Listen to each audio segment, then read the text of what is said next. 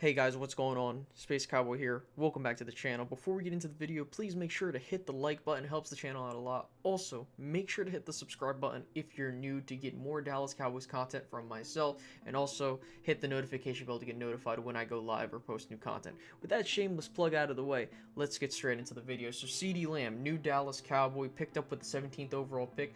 There were many people that did not think he was going to be there. However, I did mention, hey, listen, one of these elite prospects will be pushed down the draft board because other teams have certain needs they want to fill. And lo and behold, there he is.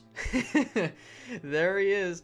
At pick 17, the Cowboys take CeeDee Lamb out of Oklahoma.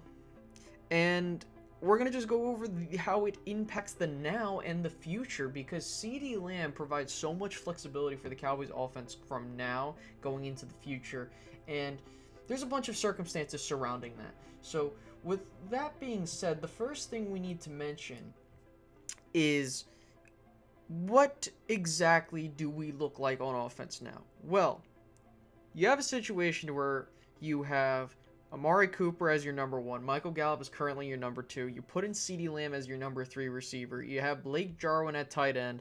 Those are your receiving options in terms of a starting lineup. Now, the thing that makes this offense extremely deadly now is that you can plug and play any of these receivers at any position. You can put them at the X, the Y, the Z, or whoever in the slot. It doesn't matter. The Cowboys have so much offensive flexibility. It allows them to create mismatches like they've never been able to do so. And this allows the Cowboys to possibly have one of the most explosive offenses in the league. I mean, the Cowboys had one of the best offenses in the league last season. Dak Prescott having nearly 5,000 passing yards, 30 touchdowns. You know, when you have a dynamic offense like that and you add another playmaker to it, it just enhances that entire offense. And so, with that being said, that also impacts Ezekiel Elliott. You know, not a lot of people are mentioning this, but this will increase Ezekiel Elliott's career in terms of longevity, because with the Cowboys going towards more of a pass-oriented offense, it allows Ezekiel Elliott to not be the main relied unit for what exactly we do on offense. Before, it was like, you just feed Zeke the rock and we'll be fine. Well, you don't want to do that because you don't want to wear him down. You want to keep him as long as you can. You gave him a new contract. You want him to be sustained as long as possible. And I think this pick does that. By passing the ball more often, it takes the ball out of Zeke's hands a little bit more. And another aspect that people aren't mentioning also regarding how this offense is deadly is, if you are in a situation where, okay, we're going to go into the game, we're going to pass heavy, and then we're going to just wear you down with Ezekiel Elliott and the run game, you can do that. The Cowboys having a dynamic pass offense will allow for the running game to flourish more, and it will allow for the Cowboys to have a much, better defense as well, because if you have a situation where your offense can play ball control in the third and fourth quarter where games are won. So for example, if the Cowboys go up 14-21 nothing, or they're up 14-7 points at halftime, whatever it may be, then they just have to run the ball and just move the chains a couple times and play hard-nosed defense to make sure that the other team doesn't come back and win.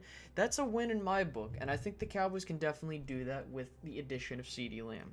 Now, with that in mind, it also makes Dak Prescott signing his contract more lucrative and more, like, kind of signaling, hey, maybe you should sign your deal. We're committing to you. We're giving you weapons, And so I want to move on to the future of the Cowboys in terms of what CeeDee Lamb means for the receiving corps. So for those that don't know, the current contract status of the main playmakers of our offense in terms of Amari Cooper and Michael Gallup. Michael Gallup's under contract for 2 more seasons.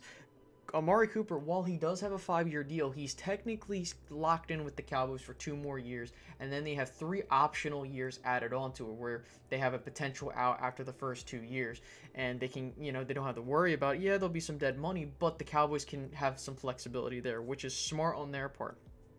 CeeDee Lamb is at minimum with the Cowboys for 4 years, and if they want to extend that period, they do have that 5th-year option, which helps out. So at most, they have Lamb for 5 years, and Lamb at that point in time will be 25, 26, and who knows, maybe that's when he's in his prime. Maybe he's, because he's 21, 22, and what's going to end up happening is that you don't have to rush him to be that number one option. You can slowly mold him into the offense, and he can slowly develop his game. And who knows, maybe he takes the torch and starts running with it, and he becomes the number one receiver with the Cowboys. We don't know. And so, it provides options because, hey, if the Cowboys, let's say Cooper just lays down and he just isn't worth the money, in 2 years you can let him go and you can run with Gallup and CeeDee Lamb. If Gallup decides he wants to leave and go get money and you keep Cooper, you can keep him and Lamb for the long run. I mean, the Cowboys have plenty of options here.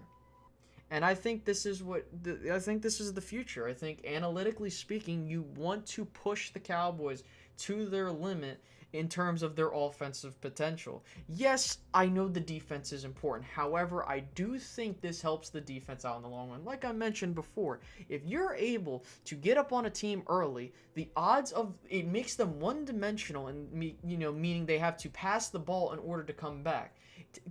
Take a look at the Kansas City Chiefs, for example. High-powered offense. They score tons of points, and if the team that has to result to using their passing game, like, it's not going to work. Like, if you watch how, also think about this.